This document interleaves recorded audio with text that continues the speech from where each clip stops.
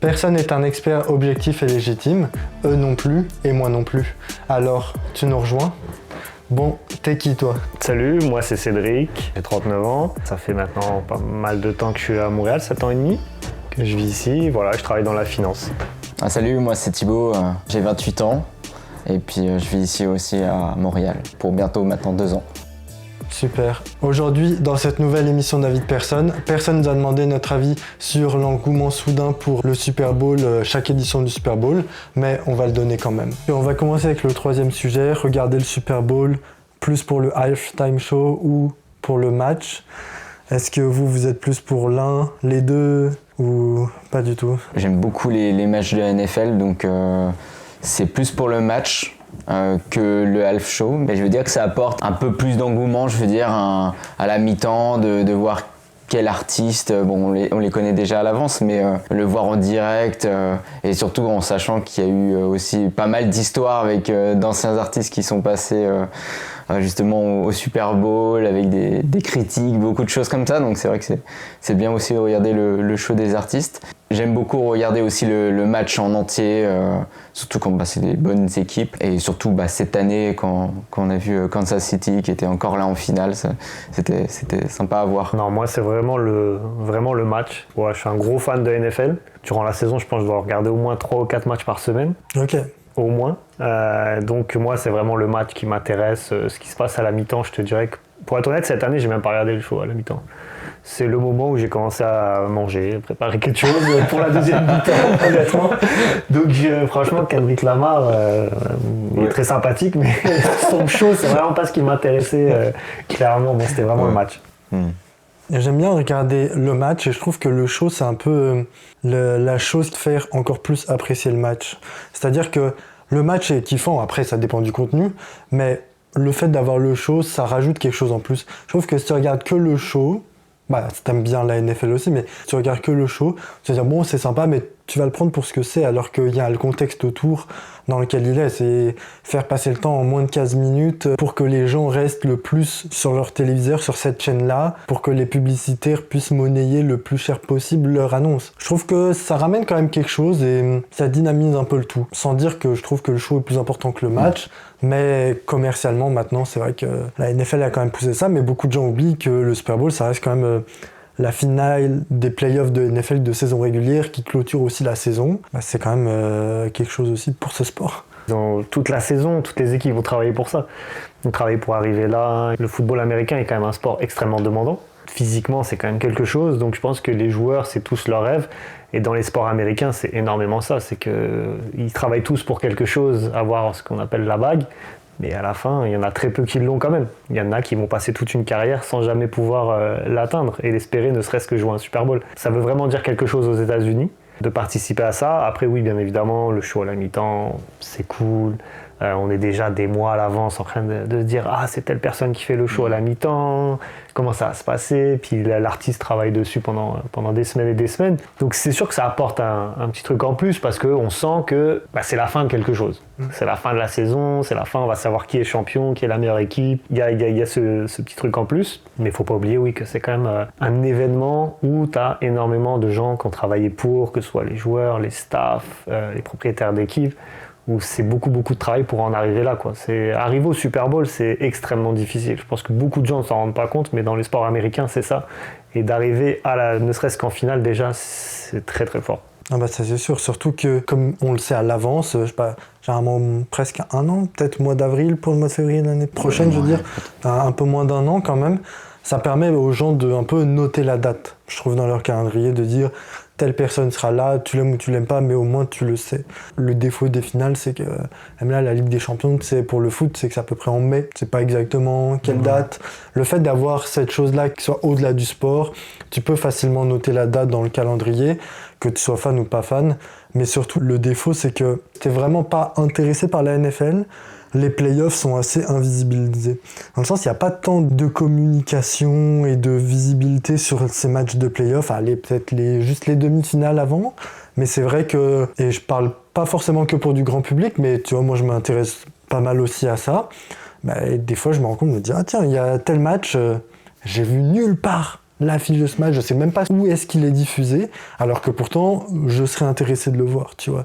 Donc c'est pas moi qui fais l'effort de penser à me dire, tiens, là, on est à peu près janvier, février, enfin, plutôt décembre, janvier, c'est une bonne période pour ça. L'information va pas forcément venir à moi, et c'est ça où je trouve que ça peut être un peu dommage pour des personnes qui sont pas à fond sur ces choses-là aussi. Peut-être que c'est aussi le fait que, tu sais, on ne soit pas aux États-Unis. Sur la télévision américaine, quand tu sais que le nombre de chaînes de sport qu'ils ont, peut-être que sur ces chaînes-là, ça fait des semaines qu'ils en parlent. Et puis, tu sais, quand le match, tu sais qu'en plus, le football américain, c'est vraiment comme la messe du dimanche. C'est vraiment le dimanche, c'est le football américain. Ils vont t'en parler toute la semaine. Et tu sais, c'est comme nous, par exemple, en France ou en Europe, si tu as le Classico le dimanche, toute la semaine, les chaînes elles vont t'en parler. Donc je pense aussi il y a ça, le fait que nous on soit pas aux États-Unis, on regarde pas les chaînes américaines, ça aussi ça fait qu'on n'a pas l'impression que ce soit aussi présent que ça.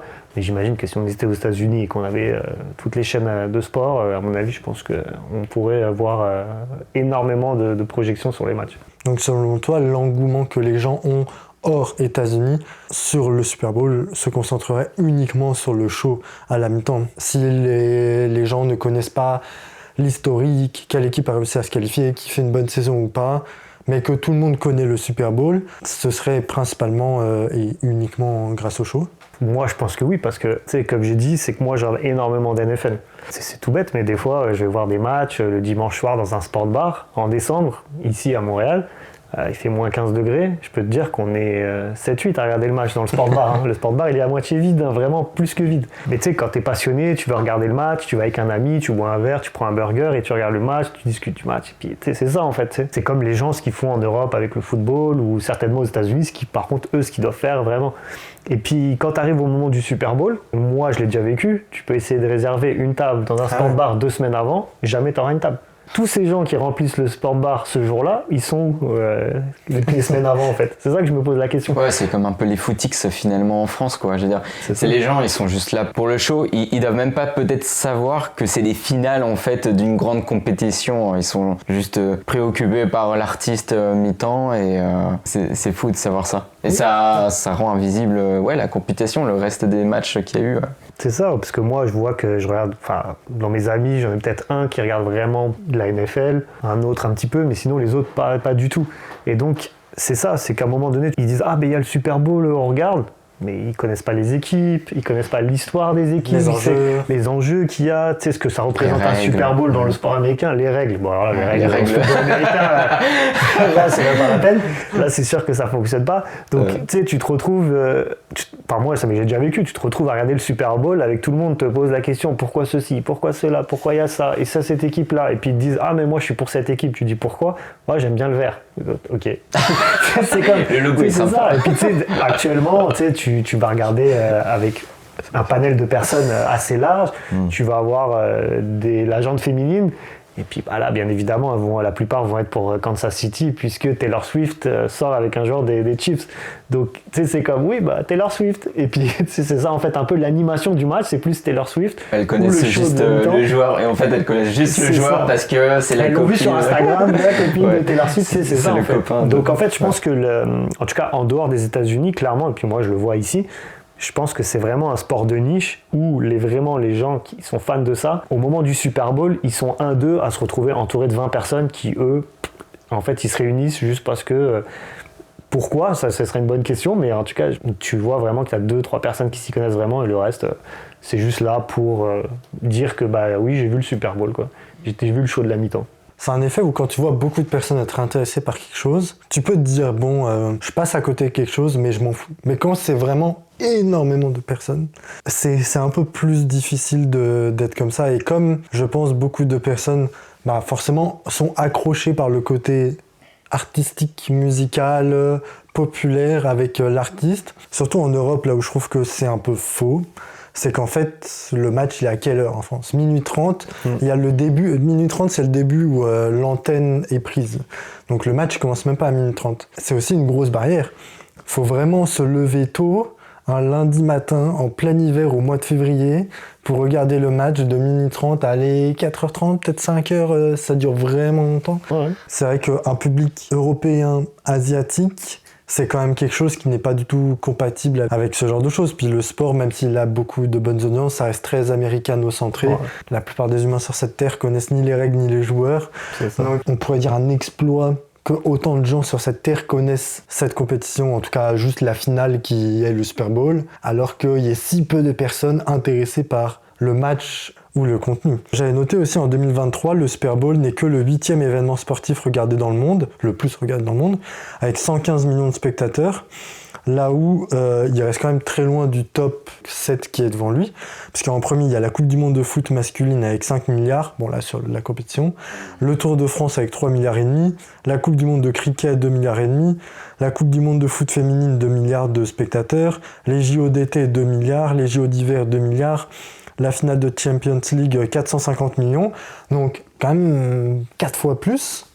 Et en dessous, après, tu retrouves d'autres choses importantes aussi, mais c'est vrai qu'il y a moins un engouement médiatique autour de ça, comme Wimbledon, les finales de NBA ou la Coupe du Monde de rugby. Il y a quand même de plus en plus de spectateurs qui regardent le show, donc ça montre bien que ça dépasse quand même le cadre du sportif. Par exemple, là je vois en 2020 il y avait 100 millions de spectateurs pour Shakira et Beyoncé, et ça augmente jusque là 2025, 133 millions de spectateurs juste pour le show avec Kendrick Lamar. J'ai l'impression qu'en fait, mais la NFL capitalise à fond là-dessus, mais que ça dépasse même le cadre du sportif en marquant sur des éléments qui impactent les gens, mais au-delà du sportif. Par exemple, Rihanna en 2023, c'était beaucoup tourné autour de sa grossesse. En 2022, c'était tourné autour de la représentation de la West Coast avec Dr. Dre, Snoop Dogg, Eminem. 2025, tout le monde le sait, Kendrick Lamar et son beef avec Drake. Donc vraiment, le show, c'est plus juste un show. 2024, il y avait Usher qui était un peu moins un succès, mais qui a quand même beaucoup de spectateurs, avec ce côté très nostalgie des années 2000. Donc, même si il est obligé d'avoir un storytelling autour du show pour réussir à accrocher les gens, sachant que si tu les accroches pas avec ça, tu les accrocheras pas avec le sportif. Non, c'est clair. Puis on parlera pas de l'histoire avec Justin Timberlake et Jackson qui là. En fait, tu t'en souviens quand même. C'est ça, tu t'en souviens quand même. L'année, je m'en souviens pas. Parce que tu te souviens de Dua Lipa en 2020 qui a chanté à Istanbul pour la finale de Ligue des Champions. Non, c'était 2021. L'UEFA essaye de le faire aussi, puis pourtant ça prend moins que la NFL. Non, mais c'est clair parce que le football en Europe a une signification tellement forte et tellement grande que c'est pas juste avec un petit show que tu vas faire venir les gens. Les gens, ils viennent pas pour voir ça, ils viennent vraiment pour voir le match. Mais ce que tu dis, c'est vrai, parce qu'en Europe, je pense que c'est dur pour la NFL de s'imposer à cause du décalage horaire. Moi, je vais pas te mentir, quand je vivais encore en France, j'étais le seul extraterrestre à poser ma journée du lundi pour pouvoir regarder mon match durant toute la nuit, tu vois. Donc, c'est ça. Mais je connaissais personne d'autre qui faisait ça, tu vois. Donc, parce que pour moi, c'était, tu sais, je regardais durant la saison, j'essayais de regarder pas mal de matchs. C'est plus difficile avec le décalage horaire. C'est sûr que les matchs du lundi soir, dimanche soir ou jeudi soir, quand tu viens à Montréal, c'est facile, mais quand tu es en France, c'est beaucoup plus compliqué. Oui, je pense que la NFL surfe là-dessus. Ils essaient de faire venir du monde devant la télé à ce moment-là grâce à ça. Mais c'est du monde qui va revenir qu'au Super Bowl. Ils vont jamais revenir durant la saison régulière de l'année d'après. C'est souvent des gens qui se réunissent chez quelqu'un, ils sont une quinzaine. Au moment où ils arrivent chez la personne, le match commence, mais avant que le match commence, ils ne savaient même pas c'était qui les deux équipes. Ils n'ont aucune idée, tu sais, puis c'est ça, puis tu sais, les significations de toutes ces choses-là et tout, ils n'ont aucune idée. Moi, c'est ça qui m'intrigue en fait, c'est à quel moment tu te réunis à une quinzaine ou vingtaine de personnes dans un appartement où tu n'en as pas une seule qui a regardé un match de l'année et qui en fait est au courant de ce qui se passe, sauf pour un show de la mi-temps, mais apparemment, c'est peut-être que c'est une occasion. Tu vois, c'est peut-être que les gens se disent, bah là c'est l'occasion de se réunir et passer du temps ensemble, c'est une sorte d'excuse en fait. Ouais. C'est plus ça, parce qu'au final, personne ne regarde le match en fait. Personne ne sait ce qui se passe, les règles, personne ne les connaît. Pourquoi là il y a ça, pourquoi il y a ça, pourquoi dans ce coup il y a un drapeau jaune qui sort de nulle part, on ne sait pas. Et les gens en fait ça ne les intéresse pas. Tu sais, ils parlent, personne ne regarde, puis à un moment, ah ça y est c'est la mi-temps. Et là ils regardent en fait. Mais tant mieux finalement que ça arrive sur un sport comme le foot américain, parce que c'est pas le cas avec le basket ou avec le hockey ou le cricket ou le baseball. Les règles, si tu les connais pas, tu peux pas les apprendre à ce moment-là. Non. C'est un sport qui va tellement vite. Les essais s'enchaînent, les équipes, l'équipe défensive, l'équipe offensive, l'équipe spéciale rentre. Si tu n'es pas concentré, tu peux pas l'apprendre à ce moment-là. En plus, comme il y a de l'enjeu, il y a le show qui arrive, tout est très timé. Si tu veux prendre pleinement l'ampleur de ce qui se passe, tu es obligé d'en être informé avant Parce que si tu commences à comprendre, tu vas regarder, ce sera déjà le deuxième tiers-temps, ce sera compliqué. C'est clair que oui, c'est quelque chose que tu apprends au fur et à mesure en regardant les matchs. Ça prend du temps, ça prend beaucoup d'analyse et à voir ce qui se passe et à essayer de comprendre. Moi, c'est comme ça que j'ai appris. J'ai regardé les matchs et puis je regardais la télé française. Donc les gens qui commentent, ils s'y connaissent. Donc ils t'expliquent pourquoi. Oui. Et puis c'est comme ça que tu apprends les règles, tu sais pourquoi, qu'est-ce qui se passe et tout. Et puis après, c'est ensuite avec la passion que tu commences à connaître vraiment les équipes, à connaître l'histoire des équipes. Tu vois, par exemple, on sait que la NFL à Thanksgiving, c'est très important. Pourquoi est-ce que c'est les Cowboys de Dallas qui jouent à chaque Thanksgiving ? 99% des gens ne vont pas le savoir, mais c'est sûr que les Dallas Cowboys vont toujours jouer le jour de Thanksgiving, parce que c'est comme ça, c'est dans l'histoire du football américain, parce qu'ils ont une certaine... ils représentent quelque chose. Le fait de se réunir, et puis le lendemain matin, tu arrives au travail, quasiment tout le monde va te dire « Ah, t'as regardé le Super Bowl ?» Mais si tu dis non, t'es comme « Ah, toi non, apparemment, non, ok, non, moi j'ai pas regardé, je sais pas et tout. » Alors que les gens vont dire « Oui, moi j'ai vu, j'ai regardé et tout. » Alors que la personne, elle a juste regardé le show en fait. Elle a même pas regardé le match parce qu'elle sait même pas de quoi ça parle. Mais au final, elle a regardé le show pour dire « Bah je l'ai vu, tu vois. » Ou, on va pas aussi, ce qui rentre en ligne de compte aujourd'hui, normalement, c'est les réseaux sociaux. Si tu vas faire tes stories Super Bowl devant la télé, ah c'est super, allez les Chiefs, allez les Eagles. Mais en fait, t'as fait ta story quoi. Et puis tout le monde va liker ta story en disant « Ah, t'as vu le Super Bowl, c'était génial. » Mais par contre, faut pas demander à la personne à la fin qui a gagné ou ce qui s'est passé. Donc, je pense qu'il y a beaucoup de choses qui rentrent en ligne de compte là-dedans. Je sais même plus s'il y a une Coupe du Monde ou quelque chose comme ça de football américain, non ? Non. La Coupe du Monde, c'est le Super Bowl, parce que pour eux, le monde, c'est les États-Unis. Ah oui, ouais, c'est ça. Comme Noah Lyles, il avait dit pour le basket, il dit pourquoi quand tu gagnes les finales de NBA, c'est écrit World Champions. Champion du monde de quoi ? C'est juste les États-Unis, tu vois. Non, en fait, je pense que ça pourrait, mais il n'y a pas assez d'équipes internationales. C'est bien dommage parce que ça aurait peut-être développé un peu plus le sport, disons, à l'international. Les gens, peut-être, ils s'informeraient un peu plus sur les règles, sur le format des compétitions. Parce que je sais qu'en France, on a quand même on a un bon réseau, on a quand même de bonnes équipes de football américain. Je pense que le cap est dur à... il y en a de plus en plus des étrangers, donc des non-américains qui jouent à NFL. Ouais. Il y en a de plus en plus, mais c'est vrai que c'est dur de passer le cap et en tant qu'étranger européen de venir avoir ta chance en NFL, je pense que c'est pas évident parce que déjà comme c'est un sport qui est tellement américain, ils ont tellement un vivier mais énorme que réussir à prendre un non-américain qui puisse avoir le niveau de pouvoir jouer, c'est quand même pas évident. Je pense que cette année durant la saison, là, je pense qu'il y avait 2 Français qui étaient dans des rosters d'équipe NFL. On les a pas vus. Après, c'est sûr que les rosters sont énormes, t'as 50 joueurs par équipe. Je pense que c'est très très difficile parce qu'ils sont comme... regarde la NBA, ça a pris énormément de temps avant qu'il y ait autant d'étrangers qu'il y a aujourd'hui. En fait, juste, ils n'ont pas de volonté non plus, en tout cas du point de vue sportif, à s'ouvrir et s'internationaliser. Parce que s'ils veulent le faire, ils savent qu'ils peuvent justement autoriser plus de joueurs étrangers, pas qu'il y ait une règle comme tu dois avoir tant de pourcentage de joueurs qui doivent se partager tant de minutes dans la saison, donc ce qui fait que les joueurs étrangers sont obligés de le faire, mais là c'est pas le cas et pourtant ça pourrait leur amener quelque chose. Quand tu vois Wembanyama qui va aux Spurs, le nombre de personnes maintenant qui suivent le basket et le basket qui est presque, en tout cas je trouve en Europe puis surtout en France, revenu à la mode, alors que ça s'était perdu quand même ces dernières années, juste, j'ai pas envie de dire juste, mais en partie grâce à ça. Et ce qui fait que l'événement aussi Doncic, Anthony Davis, en France a aussi beaucoup parlé parce que les gens avaient l'œil sur la NBA grâce à l'arrivée de Wembanyama. Je pense que c'est surtout culturel, mais je ne sais pas si les gens s'intéressent tant au contenu des matchs, là où justement en Europe, je trouve que les gens, quand ils vont voir un match, oui, il y a des gens qui vont en sortie, entre amis, famille, mais c'est surtout pour le contenu. Alors que, de ce que tu me dis, puis de ce que je sais aussi, mais la NFL, quand tu joues une équipe un peu moins bonne, le stade ne sera pas vide à la moitié. Il sera quand même bien rempli aussi. Je trouve qu'il y a ce côté où peut-être plus en Europe, les gens quand vont voir un match, c'est aussi plus pour « Attends, me parle pas, là, je regarde », plus que le côté « Viens, on partage un moment, t'as le sandwich, t'as la bière et tout, puis tu racontes ta vie sans forcément dire « Attends, là, il y a quoi, il y a tout, oh, mince, j'ai pas vu aussi ». En Europe, les gens sont assez à fond sport, mais surtout, je trouve l'Angleterre. Ailleurs, quand il y a un match, tu peux voir de temps en temps, tu te dis, ah tiens, là j'ai vu un maillot de tel pays, de tel club dans la ville. Tu te dis, ah, doit y avoir un match. Mais sinon, c'est pas rempli de maillots non plus, tu vois. En Europe, le sport est pas trop rentré dans la culture, en dehors de certains pays, mais vraiment l'Angleterre, en tout cas pour le foot. Après, le reste, ça reste encore pas assez populaire à ce point.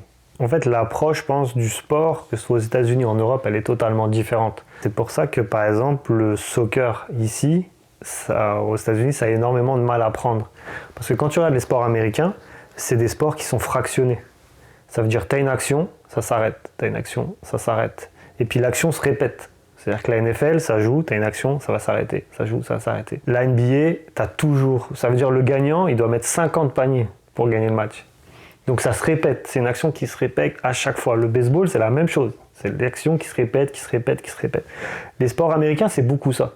Et en fait, ils ont beaucoup de mal au début avec le soccer, parce que le soccer, tu vas regarder pendant 85 minutes, il va quasiment rien se passer. Tu vas te lever pour aller chercher tes chips, tu vas revenir t'asseoir, il y aura eu 1-0, tu auras raté la seule action importante de tout. Et ça, ils ont du mal à accrocher là-dessus. C'est pour ça que le soccer, ça a mis énormément de temps à venir. Maintenant, aux États-Unis, ça y est, ça a commencé à venir depuis quelques années avec les stars européennes ou mondiales qui sont arrivées. Mais ils ont eu beaucoup de mal là-dessus. Et tu sens que c'est pas trop dans leur... Et c'est ce que tu dis en fait. C'est qu'ils viennent pour un show, mais à un moment donné, pendant 10 minutes, ils vont pas regarder ce qui se passe.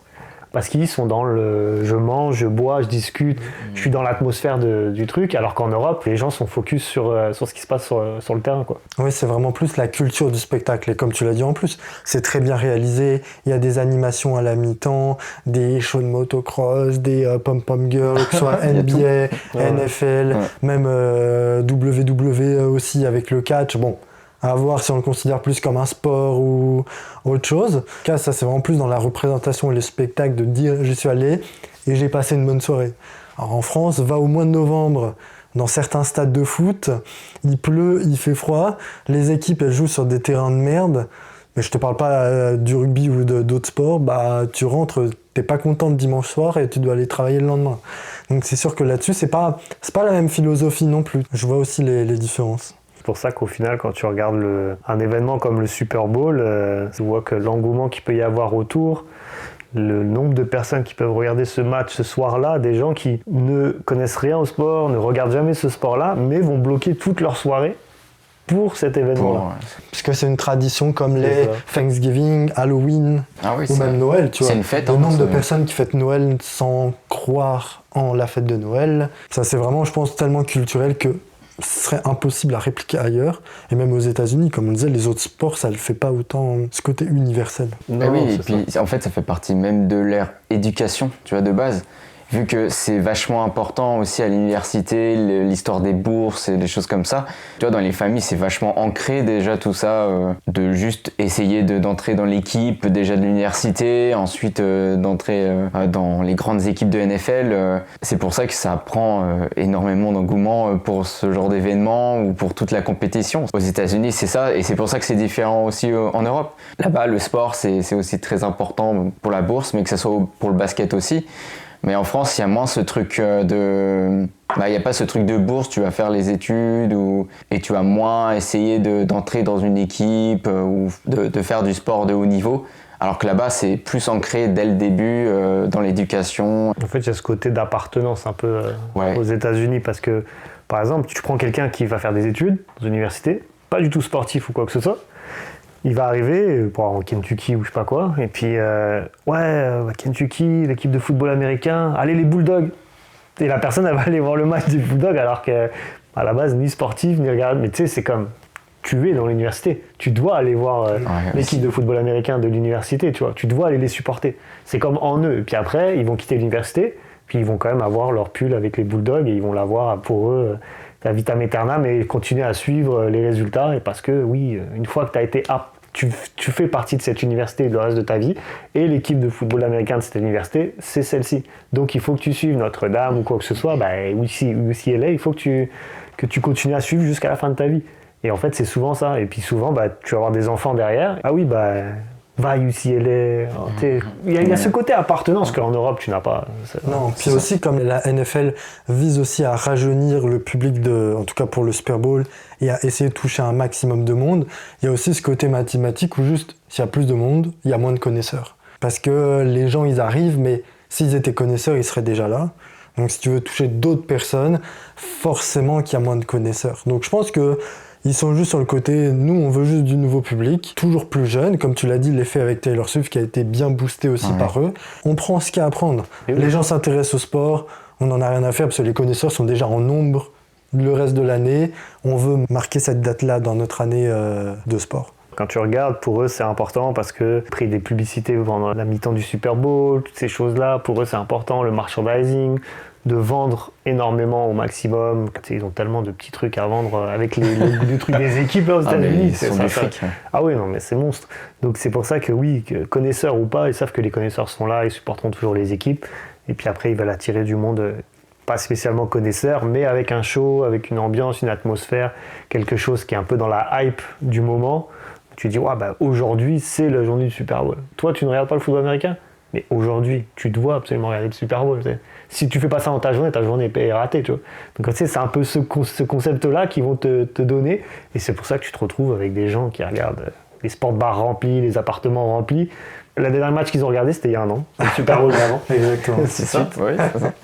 J'ai envie de dire, c'est un peu comme les JO, en fait. Tu es là pour l'événement, mais en soi, tu connais pas la majorité des athlètes.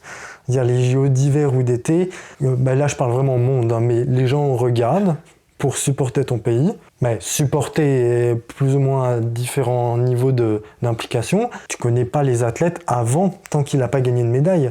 Le nombre de gens qui parlaient de Léon Marchand avant, ne serait-ce que sa première finale, personne à part les connaisseurs de natation. Oui. Là-dessus, c'est aussi quelque chose d'assez similaire, tu vois. Un sport qui est tellement gros, là pour le coup, qui est tellement culturel sur les États-Unis, mais les JO qui est pareil, une machine tellement énorme que juste les gens ne s'intéressent pas à ça en détail. En fait, on s'intéresse aux gagnants parce que c'est le plus facile. Tom Brady, Mahomes, les gens ont ces noms en tête parce qu'ils gagnent puis ils sont mis comme figure. Incapable de citer plusieurs noms parce que ils n'ont pas été faits comme figure, alors que pourtant à chaque Super Bowl, tu les vois, les légendes qui sont intronisées au Hall of Fame, à chaque fois ils font en plus ce petit travail-là, mais qui n'est pas vraiment appuyé pour le grand public. Non, c'est ça. Personne ne connaît Josh Allen. C'est sûr, parce que voilà, jamais été au Super Bowl encore. Pourtant, il a été MVP cette année, mais c'est tête de gondole du sport qui fait qu'au final, on se souvient un peu d'eux. Je pense qu'avant le Super Bowl cette année, Saquon Barkley, personne ne savait qui c'était. Alors que pourtant, c'est un sacré joueur. Et pourtant, avant, il était dans un gros marché vu qu'il était à New York. New York, c'est quand même un très gros marché du sport américain. C'est ça, personne ne le connaît. Et c'est pareil après pour les Jeux Olympiques ou ça. Pendant un mois, tous les 4 ans, tu t'intéresses à des sports où tu ne serais jamais intéressé de ta vie. Tu regardes, après c'est sûr que tu supportes principalement ton pays, bien évidemment. Donc tu regardes les sportifs français ou quoi. Et puis quand ils gagnent, t'es là. Et puis celui qui travaille depuis 3 ans et demi pour participer aux Jeux Olympiques, il y participe. Il a travaillé comme un acharné parce qu'à côté, il faisait aussi son travail. Hein. Parce qu'aux Jeux Olympiques, il n'y en a pas beaucoup des sportifs professionnels. Donc au final, lui, il a perdu au premier tour, personne ne le connaît. Pourtant, il a travaillé autant que l'autre. Hein. Que si tu ne gagnes pas, on ne te connaît pas. Même ceux qui perdent en finale. Hein. Oh non, mais c'est ça. Si tu ne gagnes pas, c'est très compliqué. Pas de médaille, on se souvienne de toi. Est-ce que vous réussiriez à convaincre un de vos proches à regarder le Super Bowl au moins pour le contenu ou d'autres matchs de play-off ? Ou alors c'est mort, les gens que vous connaissez seraient vraiment intéressés que par la mi-temps? Non, je pense que je pourrais en convaincre, mais je pense que je perdrais des amis. Ah.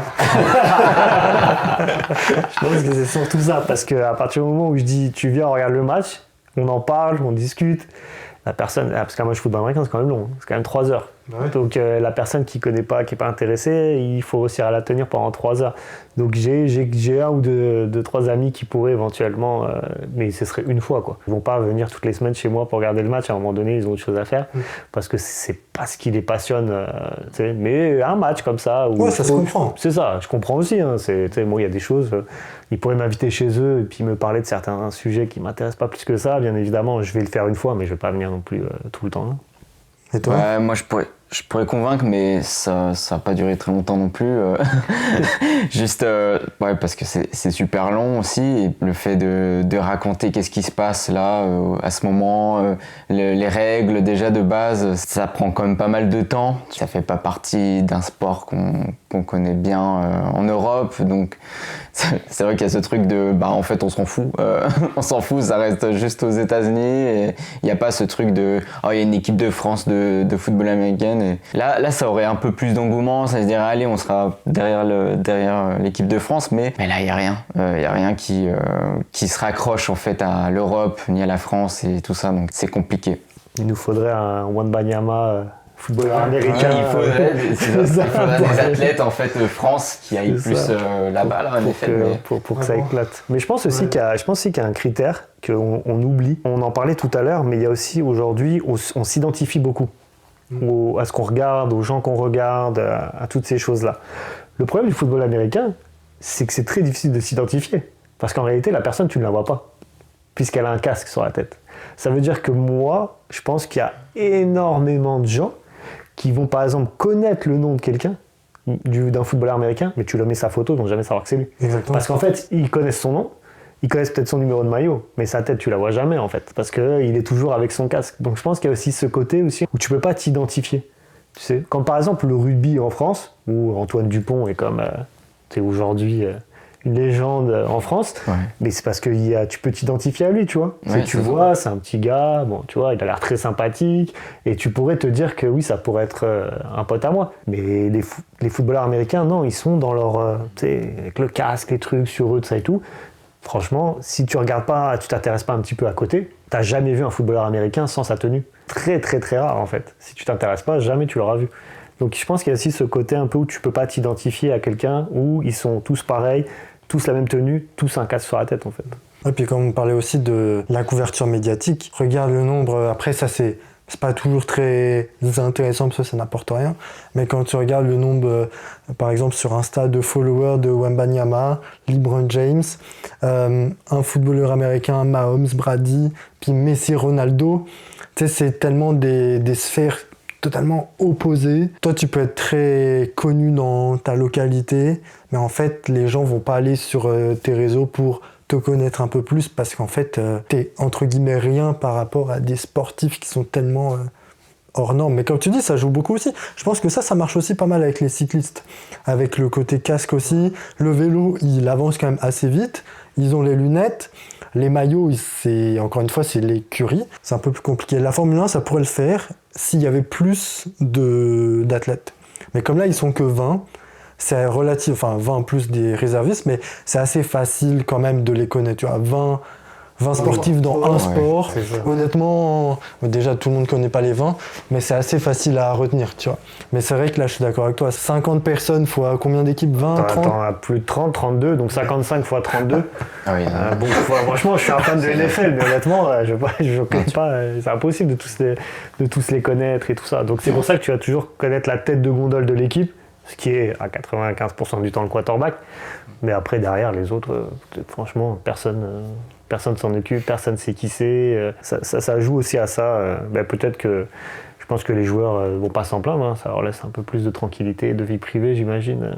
Enfin, tu sais, il y a des footballeurs américains, j'imagine que certaines personnes connaissent le nom, ils vont le croiser dans la rue, ils vont jamais savoir que c'est. Au final, ça les laisse plus tranquilles, ils sont moins visibles.